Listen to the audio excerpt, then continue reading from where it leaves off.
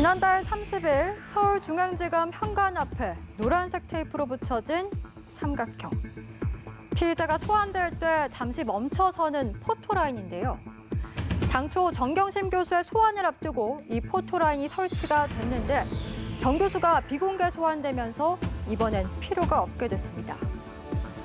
법적 근거가 없는 포토라인은 그동안 인권 침해와 국민의 알 권리 사이에서 팽팽한 논쟁이 벌어져 왔습니다. 포토라인은 1993년 정주영 당시 현대그룹 회장의 검찰 소환이 계기가 됐습니다.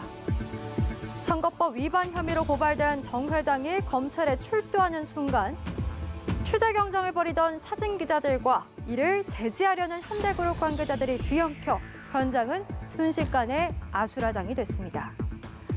이 과정에서 정 회장이 이마에 피를 흘리는 사고가 발생하자 이듬해 언론계에서 포토라인 시행 준칙을 만들어 운영했습니다.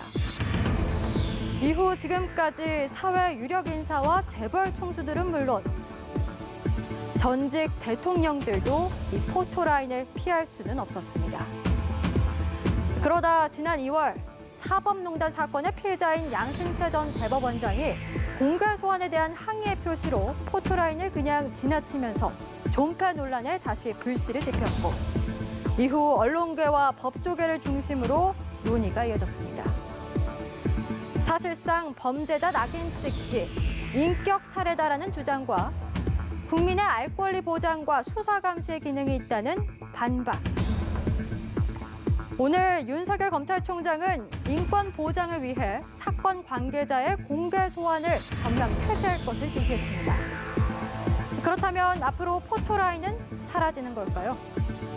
포토라인이 25년 만에 존폐 기로에 서 있습니다.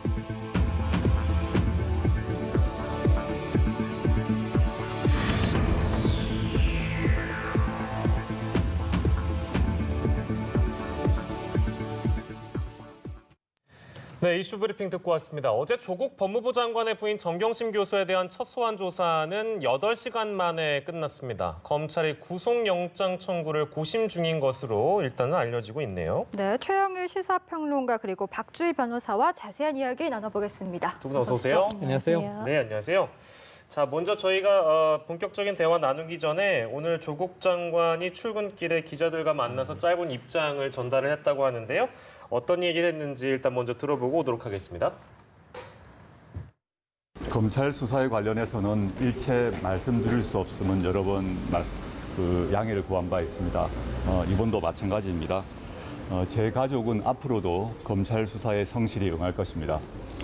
저는 오늘도 법무부 장관으로서 할 일을 하겠습니다.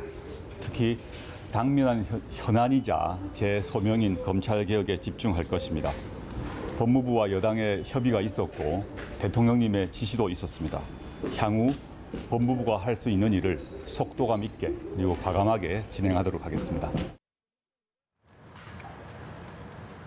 네, 가족에 대한 수사와는 상관없이 검찰 개혁에 집중하겠다. 기존의 입장하고 크게 다르지 않은 것 같은데요. 네. 어떻게 보셨습니까? 뭐 일관적이다 이런 생각이 듭니다. 그리고 이제 뭐 말에 보통 사람이기 때문에 표정이나 어조로라도 흔들림이 이제 감지되기 마련인데 조국 장관의 경우에는 뭐 부인에 대한 수사가 개시됐을 때 여러 번 압수수색이 있었을 때 그리고 자택에까지 압수수색이 들어왔을 때 그리고 이제 어제는 드디어 정경심 교수에 대해서 첫 소환이 있었던 것 아니겠습니까? 네. 심지어 오늘 아침에 또 다른 이 매체 인터뷰도 있었는데요.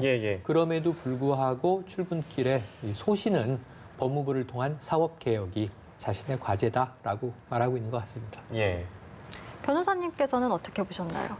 저는 그 특혜 논란에 대해서 말씀을 드리고 싶은데요. 사실 조국 장관이 검찰 개혁안으로 추진하고 있는 것 중에는 그 수사 관행도 포함이 되어 있습니다. 검찰이 피의 사실 공표라든지 뭐 포토라인을 세우는 거에 대해서도 조국 장관이 적극적으로 이 부분에 대해서 개선을 하겠다라고 말씀을 한 바 있고 또 수사 공보 준칙을 개정하겠다라는 말도 이미 했습니다. 근데 다만 시행 시기를 이제 본인의 가족에 관련된 수사가 끝나면 시행하겠다라고 하는 건데 결국에는 이걸 종합적으로 보면은 조국 장관의 의사는 애초에 이렇게 공개적으로 검찰이 소환하는 거에 대해서는 부정적인 의견이 있고 예. 이걸 개선해야 된다는 입장이기 때문에 이거를 검찰에서 이번 기회에 개선한 거에 대해서는 본인은 특별히 특혜라고 보지 않는다라는 입장인 것 같습니다. 네, 예. 그럼에도 불구하고 어제 이제 정 교수가 비공개로 소환된 것에 대해서 황제 소환이다, 뭐 네, 특혜다 네. 이런 논란들이 많았잖아요. 그런데 오늘 이제 검찰이 피의자 공개 소환을 전면 폐지하기로 했습니다. 좀 이번 사건들이 영향을 미쳤다라고 봐야 될까요? 그랬을 가능성은 있는 거죠. 특히 이제 그런 시각을 이제 아주 그 공적으로 강하게 피력하는 쪽은 이제 야당 의원들이에요. 네. 왜냐하면 이게 이제 황제 소환 아니냐 하는 것이 뭐 이 전직 대통령들도 피해갈 수 없었던 아까 리포트에도 나왔습니다만 사실 최근만 해도 뭐 이명박 전 대통령, 박근혜 전 대통령 모두 다 이제 포토라인에 섰고요. 예. 재벌 회장들도 피해갈 수 없었습니다. 네. 그래서 이제 이런 여러 가지를 보면 지금 이제 특히 보수 야당 의원들은 이것을 이제 최순실 사태 때와 이제 빗대서 그때도 이 정말 다 공개되지 않았느냐. 예. 심지어는 그 딸인 정유라도 다 공개되지 않았느냐. 예. 그런데 저는 이제 사안과 사건의 내용은 조금 차이가 있다고 생각은 돼요. 그래서 이것은 이제 이 여당의 입장에서는 정치 공세로 보고 있는데 예. 조국 장관 입장에서 조금 난감할 수 있는 것이 야당이 이렇게 공세를 해오다 보니까 하필이면 이 정말 헌정사상 초유로 법무부 장관의 배우자 예. 또 가족에 대한 의혹 때문에 검찰 소환이라든가 지금 수사가 압수수색까지 포함해서 벌어지고 있는 것 아니겠습니까? 예. 그러니까 이제 조국 장관 입장에서 상당히 법무부의 수장으로서는 난감한 면이 있을 것 같아요. 예. 다만 피의 사실 공표에 대한 이 공보준칙 변경 문제도 예. 박상기 장관이 수립해 놓은 계획인데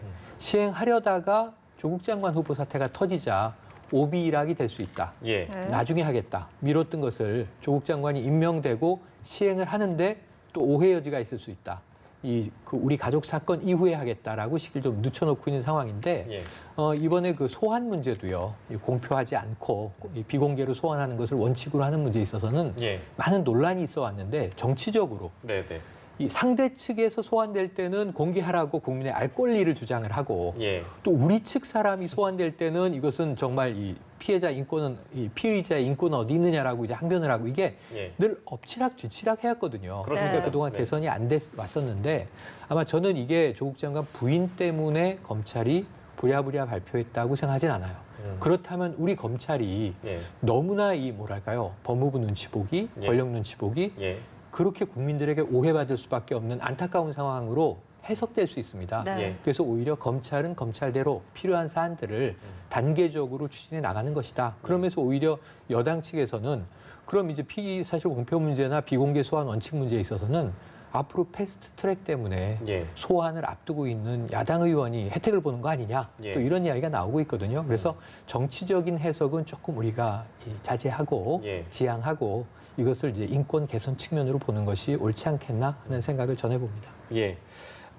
이 포토라인 존폐 논란이라는 게 뭐 앞서서도 계속 저희가 언급을 했습니다만 뭐 워낙에 오래됐던 일이기도 하고 이 관련해서 대한변협하고 법조 언론인들이 토론회를 했습니까? 이런 네네. 일도 있었나요? 근데 여기서 어떤 주장들이 나왔는지도 궁금하네요. 뭐 비슷한 맥락의 주장들이겠습니다만. 네. 네, 사실 이 토론회는 이번처럼 이슈가 되기 이전인 올해 1월에 열린 겁니다. 아, 네. 그래요? 네, 그러니까 그만큼 어떻게 보면은 그 포토라인 문제라든지 피의 사실 공표 문제는 이번에 문제만 된 게 아니라 기존에도 법조계나 언론계에서 지속적으로 문제가 제기가 되어 왔다라는 거에 대한 방증이겠죠. 그래서 2019년 1월에 열린 거라서 사실은 윤석열 총장 체제가 아닌 그러네요. 문무일 총장 체제 때 이미 이루어진 것입니다. 그러니까 아까 평론가님 말씀하신 것처럼 검찰 내부에서도 그리고 법조계 내부에서도 이 부분에 대해서는 굉장히 논란이 많이 되어 왔고 예. 개선 방안에 대해서 그러니까는 정도의 차이가 있지 개선에 대한 인식은 다 모두 있었던 겁니다. 그래서 예. 사실은 이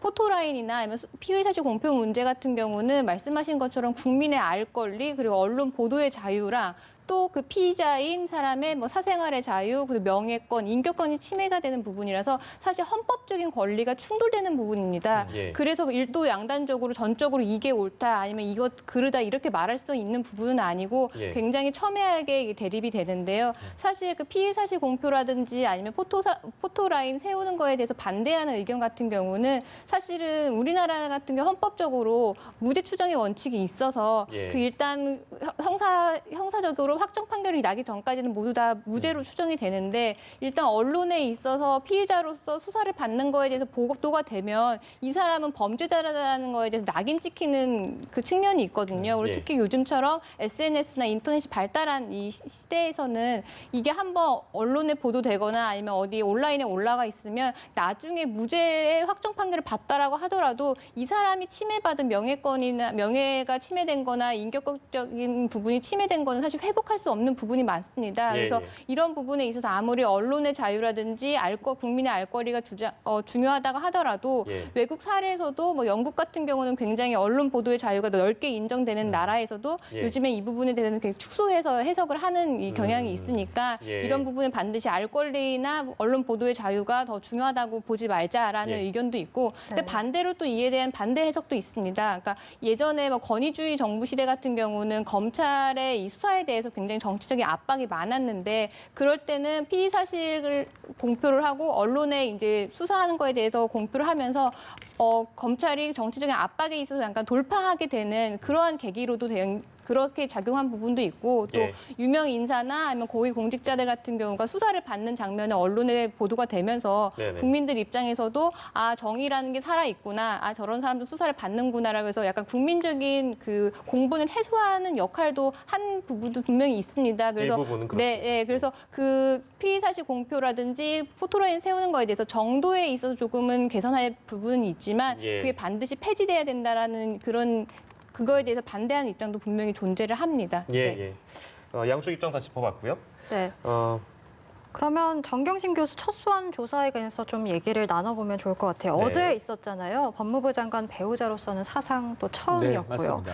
그런데 건강상의 이유로 8시간 만에 종료를 했단 말이죠. 네네. 이렇게 되면 추가 소환을 해야만 하는 상황이잖아요. 네, 그래서 이제 법조인이 계시니까 저는 우리 박 변호사님께서 네. 조금 더 추가 해석을 해주실 거라고 보는데, 네. 자 어제는 이렇죠. 오전 9시에 우선 황제 소환이라고 굳이 이제 비판받는 이유가 9시에 아까 이야기된 대로 공개하지 않고 들어갔다.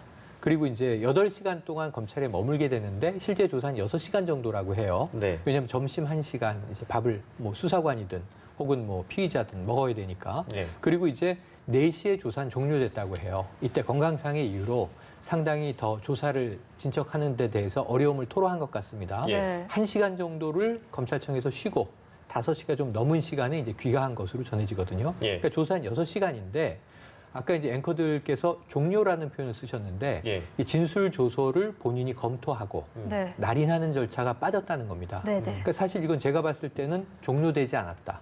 이거는 이제 조사가 종료된 게 아니라 중단된 거죠. 하지만 이 컨디션이 좋지 않고 상태가 좋지 않아서 네네. 귀가 좋지 않은 것이고 이건 또 추가 소환은 불가피하다. 왜냐하면 본인이 진술한 것에 대해서 진술 조서를 보고 날인하는 건 가장 기본적인 절차 아니겠습니까? 원래 그 과정이 또 오래 걸린다고 네, 해요. 보통 우리가 이명박 전 대통령 때는 그것을 검토하는데 사실은 뭐 4시간 이상 걸렸다는 네. 이야기도 나왔고요. 예. 그러다 보니까 통상 수사는 새벽에 끝났지만 예. 본인이 변호사와 그것을 다 확인하고 날인하는 데까지 걸린 시간 때문에 아침에 나오는 이 장기간 밤샘 조사가 많았어요. 예. 그런데 이번에는 정경심 교수의 경우에는 본인의 뭐 구속 여부라든가 향후 유무죄가 이 진술 조서에 달려 있다고 해도 과언이 아닌데 예. 이것을 확인하지 않고 끝낼 수 있는 것은 아니다. 그래서 네. 제가 보기에는 조사는 6시간 만에 이 피의자의 상태 때문에 예. 중단된 것이고 날짜를 다시 조율해서 조사는 이어져 갈 것으로 전망해 봅니다. 예. 이런 경우가 있었는가? 생각해 보니까 흔치 않은 경우인 네, 것 같아서 일단은 언론 보도에 따르면 지금 이제 평론가께서 말씀해 주신 그대로 피의자 진술 조서 날인도 안 하고 귀가했다 뭐 이런 내용이니까요. 사실상 중단에 가까운 상황인데 박 변호사께서 어떻게 보셨습니까?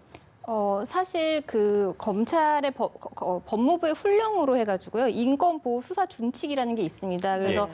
검찰이 그 피의자를 조사를 하면서 피의자의 건강상 이유나 아니면 피의자가 휴게 시간을 요청하는 경우에는 이걸 응해야 될 의무가 있습니다. 그래서 그 지금 정 교수 같은 경우는 건강상의 이유로 그 조사가 중단된 걸로 밝혀졌는데요. 다만 말씀하신 것처럼 사실은 그렇게 중단을 하는 경우에도 사실은 일단 조서는 마무리를 하고, 그러니까 열람을 하고 날인을 함으로써 조서는 마무리를 하고 그 다음에 미처 하지 못한 부분은 이제 추가 조사를 진행이 되는 부분이 있는데 사실 이 부분은 굉장히 이례적이기도 합니다. 그래서 그 검찰의 그 조서를 보면은 사실은 조사가 중단된 시간과 또 중단됐다가 다시 개시된 시간을 또 다시 기재를 하고 있습니다. 그 조서에 보면은 그러니까 조사가 시작된 시간부터 종료된 시간도 기재를 하지만 중간에 이제 수사가 중단됐을 경우에는 이 부분도 기재를 하는데 다만 제가 봤을 때 약간 의문인 게 어제 이제 말씀하신 것처럼 16시, 그러니까 4시 정도에 조사가 중단되었고 사실은 5시까지는 뭐 변호인의 차량이 오는 걸 기다렸다라는 걸로 알고 있는데 그러면 중단이 16시인데 만약에 추가 소환이 이루어지면은 그 기간을 과연 휴게 시간을 부여한 건가, 조사가 중단된 시간을 볼 것인지 이런 부분도 사실은 굉장히 검찰 수사에 기존에 있었던 사례에 비춰보면 굉장히 이례적이다. 네, 그래서 이 부분도 한번 더 검토를 해봐야 될 것 같고 추가 소환을 한다고 하면 일단 기존에 작성했던 부분에 대해서 열람을 함으로써 그걸 마무리 짓고 다시 이제 조사를 하게 될 것으로 예상이 됩니다. 자, 이렇게 조사가 중단이 된 만큼 이제 추가 조사 가능성이 있다라고 보셨는데 어제 소환 조사에서 검찰이 이제 표창장 위조 의혹 그리고 사모펀드에 대해서 집중적으로 질문을 했단 말이죠. 맞습니다. 그러면 이 부분이 이제 검찰은 핵심이다 이렇게 본다고 네, 맞습니다. 핵심으로 봐야 할 것 같습니다. 사실은 뭐 혐의는 뭐 10여 가지나 된다. 혹은 또 야당의 주장은요. 주호영 의원이 대정부 질문을 할 때는 22가지 혐의가 있다. 이렇게 조국 장관에게 직접 이야기를 해서 뭐 어떻게 해야 22가지인가. 또는 주요 이 혐의는 5가지다. 이렇게 언론에서 정리가 돼 있는데 핵심은 사모펀드로 봅니다. 지금 이제 사문서 위조는 이미 기소가 돼 있잖아요. 10월 18일 날 첫 공판이 열리게 되는데 그럼에도 불구하고 소환 없이 인사청문회 밤에 기소한 것에 대한 또 논란이 많았기 때문에 추가 조사가 필요한 건 할 수 있지만 문제 사문서 위조는 또 변호사님 앞에 계시지만 저의 상식으로 보면 이미 법정에서 다퉈야 되는 거예요. 검찰은 유죄다. 이 피고인은 무죄다. 그래서 법정에서는 동등하게 다투고 판결은 재판부가 한단 말이죠. 이런 상황에서 기소해놓고 불러서 수사를 그때 하기에는 순서 뒤바뀐 상황이잖아요. 그래서 오히려 사문서 위조와 관련해서 사문서 행사로는 혐의를 아직 안 걸었기 때문에 부산 의전원에 제출된 표창장에 관련해서 이것을 뭐 추가적으로 물었을 수는 있으나 사실 전 핵심은 사모펀드에 대한 질문이 주였을 것이다. 이렇게 봅니다. 그래서 이제 이 사모펀드는 좀 복잡하죠. 코링크 피해 사모펀드, 가족펀드가 투자된 거를 이제 필두로 해서 이것이 블루코어 밸류업 1호 펀드는 뭐 이제 A라는 회사로 가고 그리고 또 다른 펀드는 B, C 해서 얽혀 있는 상황에서 지금 일단 오촌 조카와 동생에게 빌려줬던 돈이 코링크 P의 주요 또 이제 자본을 형성한 것으로 밝혀지고 굉장히 복잡하거든요. 이것만 해도 6시간 조사에서 다 밝혀내기는 쉽지 않은 사안으로 보여져요. 그래서 앞으로 최소한 5가지, 뭐 많게는 10가지 내외의 혐의를 검찰 입장에서는 다 조사해야 되니까 통상 아까 중단이라고 표현한다면 오늘 재소환이 정상적이거든요. 보통 집에 가서 하룻밤 쉬시고 그럼 내일 이제 좀 괜찮은 상태로 다시 출두하십시오인데 지금 일정을 다시 조율해야 되는 상황이다 보니까 저는 이 검찰의 소환 조사는 검찰의 의도와는 관계없이 이 정경심 교수의 상태 때문에 생각보다 오래 갈 수 있다. 이런 생각이 드네요. 아까 잠깐 나왔던 얘기인데 이제 한 라디오 방송에서 조민 씨가 출연한 부분이 조국 장관의 딸 조민 씨에 대한 출연 부분은 짚기 전에 저희가 그 부분 들려드리기 전에 사모펀드 얘기를 이제 평론가께서 해주셔가지고 이것만 짚고 저희가 그 내용으로 넘어가도록 하겠습니다. 조범동 씨는 이제 구속 상태로 재판에 넘겨졌어요. 근데 이제 원래는 이제 사모펀드 의혹을 검찰이 들여다보는 큰 틀은 정경심 교수가 얼마만큼 관여했는가, 뭐 실소유주 의혹까지 뭐 언론에 대대적으로 보도가 됐기 때문에 바로 그 부분이었는데 공소장의 내용은 빠졌습니다. 정 교수와 관련돼서요. 공범으로는 보고 있지만 일단 내용이 없어요. 이건 어떻게 봐야 될까요? 사실은 공소장에는 공소 사실을 이제 기재하게 되어 있는데 예. 공범의 경우는 지금 검찰은 지금 정 교수와 그 오촌 조카를 지금 공범으로 보고 있는데 예. 공범인 경우에는 공범의 공소장에다가 공범의 사실을 적시할 때는 이 공범자들이 언제 어디서 어떻게 만나서 어떻게 행위를 하기로 공모를 했는지 예. 그리고 행위 분담은 어떻게 했으며 서로 간에 나눈 진술은 무엇인지 이런 부분이 다 기재가 되어 있습니다. 예. 근데 이게 지금 어제 오촌 조카를 기소한 걸로 알고 있는데 만약에 그 공소장이 만약에 그 정경심 교수 측한테 이게 알려지게 된다면 검찰에서는 어디까지 지금 수사가 진행이 되었고 어떤 진술까지 확보를 했으며 수사의 범위가 어느 정도까지 증거를 수집을 했는지가 이게 더 정 교수 측에 알려지게 되는 셈이거든요. 네. 그러면 지금 정 교수 같은 경우는 뭐 구속이나 뭐 체포 같은 게 신병 확보가 안 된 상태에선 그러면 지금 밖에 나가가지고 관련자들과 입맞출 수 있는 그런 여지도 있고 또 그 공소장을 보고 방어 논리를 또 만들게 되는 그런 기회도 줄 수 있기 때문에 예. 검찰에서 이런 수사에 대한 이런 밀행성을 보호하기 위해서 예. 그래서 아마 공소장에 그 공범으로서 정 교수를 기재하지 않은 것으로 생각이 됩니다. 의도적으로 네. 그렇게 했다라고 보시는 건가요? 네. 어. 만약에 어제 만약에 사모펀드에 대해서 집중적으로 조사를 하고 예. 만약에 그 열람을 하고 날인을 한다고 하면 또 다를 수가 있는데 그런가요? 지금 이 조서 자체가 완벽하게 이 작성되지 않은 상태에서는 재소환이 돼서 만약에 정 교수가 왔을 때 기존에 했던 진술을 충분히 번복할 여지도 있고 네. 또 열람을 하게 되면서 이 기존에 자기가 했던 진술에 대해서는 수정도 할 수 있는데 예. 공소장을 보고 본인에게 불리한 진술 같은 경우는 또 수정을 해달라고 요청할 수 있기 때문에 예. 검찰에서는 굉장히 불리한 상황인 거죠. 네. 네. 그렇게 봐야 되는 거군요. 또 한편에 이 운동학원 의혹과 관련해서 검찰이 결국에 조국 장관 동생도 구속영장을 청구했습니다. 네, 맞습니다. 이 부분은 어떤 혐의를 받고 있다고 그러니까 보십니까? 이것은 이제 조국 장관의 동생입니다. 이제 정경심 교수의 동생은 이제 오촌 조카 조치위와 함께 지금 정 씨가 지금 이제 또 거기도 코링크 피의에 이제 공모 관계를 형성하고 있다고 의심을 받는 거고요. 조국 장관의 동생은 지금 이제 운동학원 자체가 조국 장관 가족, 특히 이제 선친이 했던 학원이지 않습니까? 선친이 이사장일 때 조국 장관이 한 10년간 이사로 있었고요. 예. 본인은 관여한 바가 없이 네. 도장 같은 것도 다 선친이 관리했다고 이제 이야기를 한 바가 있고, 예. 그리고 선친이 작고하신 이후에는 지금 현재 모친 어머니가 이사장이고 오히려 정경심 교수가 이사로 있었단 말이죠. 네. 그래서 뭐 고부가 또 이어받아서 이어갔던 관계예요. 그런데 그 조 장관의 동생은 학교 관련 업무를 맡으면서 결국 여기서 교사를 채용하게 되지 않습니까? 그런데 아마 교사 채용과 관련해서 돈을 받은 것으로 이제 이야기가 됩니다. 네. 예, 이것은 이제 조 장관 동생이 직접 받은 것은 아니고 거기서 일하던 또 행정직원 뭐 A 씨가 받았는데 이 돈이 결국은 조 장관 동생에게 흘러 들어간 것으로 보는 정황이기 때문에 예. 이런 경우에는 이제 학교에 공금을 개인이 착복했다고 한다면 이 혐의가 입증 가능하다면 이게 배임 횡령이 될 수 있는 것이죠. 그래서 예. 이제 구속이 된 상태라면 어느 정도 범죄 혐의는 예. 지금 검찰 측에서 소명하고 있는 것은 아닌가 예. 추정은 네. 됩니다. 뭐 영장 발부에 대한 부분 저희가 좀 기다려야 되는 부분이에요. 네, 맞습니다. 알겠습니다. 자, 그리고 오늘 화제가 된 내용 저희가 좀 준비해봤는데요.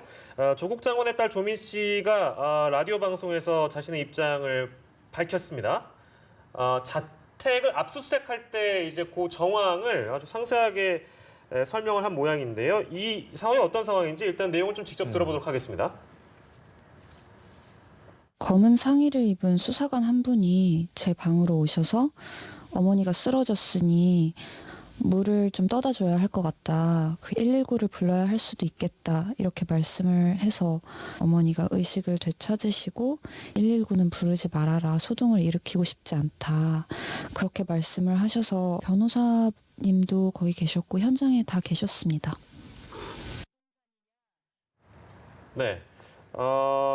이건 이제 보시는 분들에 따라서는 뭐 불편해하시는 분들도 더러 계신 것 같고 정치권에서도 이 라디오 출연과 관련해서 문제를 삼는 분위기가 있더군요. 근데 저희는 일단 요 상황에 대해서 법무부 장관의 자택 압수수색 그 상황이 어떠했는지 조국 장관의 딸인 조민 씨의 주장을 잠깐 들려드린 겁니다.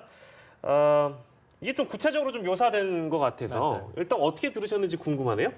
사실은 지금 그때 압수수색에 관련돼서 굉장히 이견이 많았잖아요. 예. 그 뭐 처음에는 여자 2명만 있는 데서 11시간 조사하는 게 너무 과도한 거 아니냐라고 했다가 결국에는 여자 2명만 있었던 게 아니라 조 장관의 아들도 있었고 여러 가지 얘기는 나왔습니다. 변호인도 입회를 해서 변호인이 또 기다리는 시간도 실질적으로 압수수색을 하지 못했다라는 부분도 있어서 예. 사실은 그러한 의혹이 있는 부분에 있어서는 당사자인 그때 이제 현장에 있었던 조 장관의 딸이 이런 부분 변호사도 입회하고 있었다는 부분을 해소하는 부분은 있지만 예. 또 말씀하신 것처럼 듣는 사람 입장에서는 검찰 압수수색을 받으면서 그 현장에 있었던 사람으로서 어떠한 그 심리적으로 위축이 됐는지 아니면 압박이 되었는지를 또 간접적으로 또 표현하게 되는 부분이라서 예. 또 검찰 수사에 대해서 검찰 수사의 과잉 수사에 대해서 또 목소리를 내세우는 입장에서는 예. 이봐라 이렇게 어려운 상황이었다라는 거를 또 이렇게 입증할 수 있는 계기가 된 것 같긴 합니다. 예, 예. 네. 너무 네. 과하지 않았냐라고 생각하시는 분들은 들으면서 아 진짜 검찰이 너무 과잉하게 수사했구나라고 들으실 수도 있겠습니다만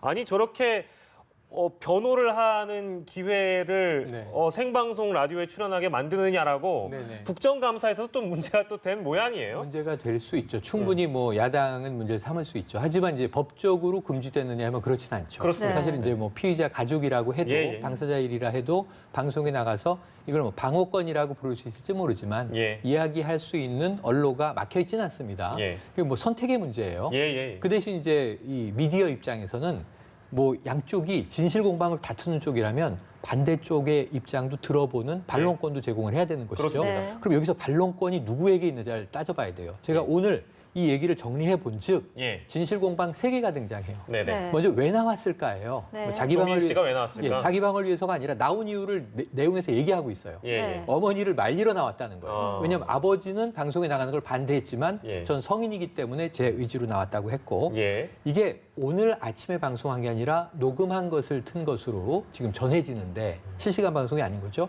그럼 어제가 정경심 교수 모친이 검찰 소환 들어가 있었던 상황이에요. 예. 그럼 뭐라고 그러냐면 그 안에서 어머니가 나를 위해서 자녀들을 보호하기 위해서 네. 검찰이 없는 죄를 추궁하는 것도 예. 뒤집었을 가능성이 있기 때문에 어머니에게 그러지 마시라는 자식으로서의 어떤 그 입장을 전달하려고 이 방송에 나왔다는 거예요. 그러니까 조민 씨가 네. 혹시나 정경심 교수가 하지 않은 행동을 했다고 검찰 조사에서 얘기를 하면서 할까 봐. 굳이 나를 위해 그러지 않았으면 네네. 좋겠다. 딸을 위해서 어머니가 뭐 거짓된 혐의를 뒤집어 쓰실 예, 예. 필요는 없습니다. 그러니까 예. 여기서 추정되는 건 조 장관의 부인 정 교수, 예. 딸 조민 씨 입장이 다 달라요. 음. 네. 그러니까 뭔가 합치된 얘기가 아니라 예. 어머니에게 메시지를 전하기 위해서 라디오란 매체를 선택했다는 네. 게 좀 놀랍고 예. 세 개는 하나는 이거예요. 처음에 문제가 됐던 네. 동양대 표창장 관련해서 예. 최성해 총장과는 의외로 안면이 많은 관계라는 걸 토로했어요. 뭐 용돈도 줬다라는 용돈도 얘기도 했어요. 줬고 함께 식사도 네. 했다. 예. 자, 이게 첫 번째. 그럼 이제 최성해 총장과 진실 공방이 하나 있는 그러네요. 거고. 그렇네. 두 번째는 자택 압수수색 당시에 검찰과 진실 공방이 있는 겁니다. 네. 예. 119 불러야 될 것 같다. 어머니가 쓰러지셨다. 예. 물을 좀 갖다 줘라.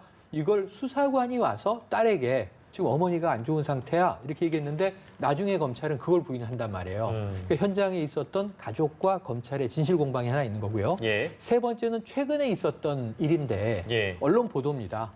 그러니까 조민 씨가 검찰 조사를 받고 나서 예. 네. 마치 진술 조서가 언론에 흘러 들어간 듯 예. 조민 씨가 직접 워딩을 했다는 식으로 음. 서울대 나가지 않고 인턴 수료증 받았다. 예. 라는 이 언론 보도가 최근에 나온 기사인데 예. 자긴 그런 말을 한 적이 없다는 거예요. 검찰에서. 근데 그 언론은 네. 그냥 보도했다라는 그게 얘기입니다. 그렇게 보도됐고 어. 마치 자기가 그렇게 검찰 소환 때 진술했던 것처럼 보도가 예. 됐는데 네. 자신은 모든 것을 다 인턴을 실제로 수행을 했고 예. 수료증을 정당하게 받은 것이고 표창장도 봉사활동하고 받은 것이고 하나도 거짓되게 받은 수료증이나 표창장은 없다. 근데 왜 내가 한 말도 아닌데 예. 서울대 가지도 않고 뭐 인턴 수료증 받아. 이런 기사가 왜 나오게 됐는지 자기는 경위를 모르겠다. 저는 근데 생각을 그 보도를 하거든요. 본 적은 없지만 네네. 아마도 그 언론에서 그 기사를 쓸 때는 검찰 관계자라는 어떤 추정을 달고 쓰지 않았겠습니까?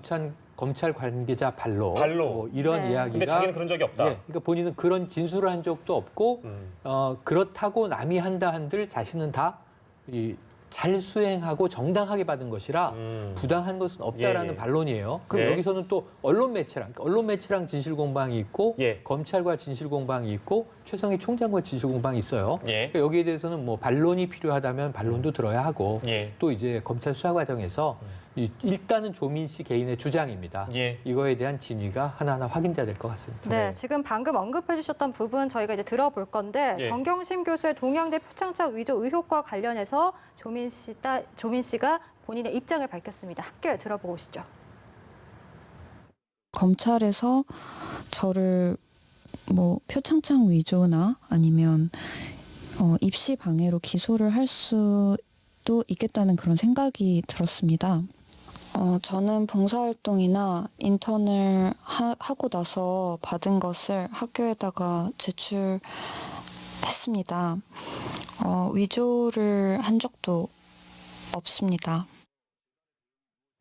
네, 네. 조민 씨가 위조한 적이 없다라고 분명하게 밝히고 있습니다. 이 부분에 대해서는 어떻게 보십니까? 사실 지금 언론에서 이때까지 보도된 거는 사실은 어머니인 정 교수가 동양대 표창장을 허위로 이제 작성을 했고 또 서울대에서 인턴한 부분도 실제 서울대에서 인턴한 부분이 없는데 아버지 조 장관이 이제 만든 걸로 이렇게 의심이 된다라고 계속 보도가 되어서 사실 예. 기정사실화된 부분도 있습니다. 그래서 어떻게 보면 조민 씨가 적극적으로 본인의 반론권을 행사한 부분도 있는데 예. 사실 이렇게 반론권을 이렇게 행사한 부분 자체가 사실은 위조된 사문서 표창장이나 아니면 그러니까 허위로 작성된 그 인턴 증명서 같은 경우를 그거를 이제 입시에서 그걸 제출했으면 그것 자체로 뭐 위조 사문서 행사나 아니면 허위 공문서 작성된 거를 행사한 것에서 조민 씨 자체도 뭔가 문제가 되긴 하지만 실질적으로 이 부분이 밝혀지고 이게 만약에 사실이라고 한다고 하면 타격을 받는 거는 본인의 어머니와 본인의 아버지입니다. 그래서 그 본인의 이러한 그 혐의점에 대해서 반박하는 부분도 분명히 있지만 예. 이 부분에 대해서 적극적으로 딸로서 반박을 하는 거는 본인의 부모에 대해서 예. 이러한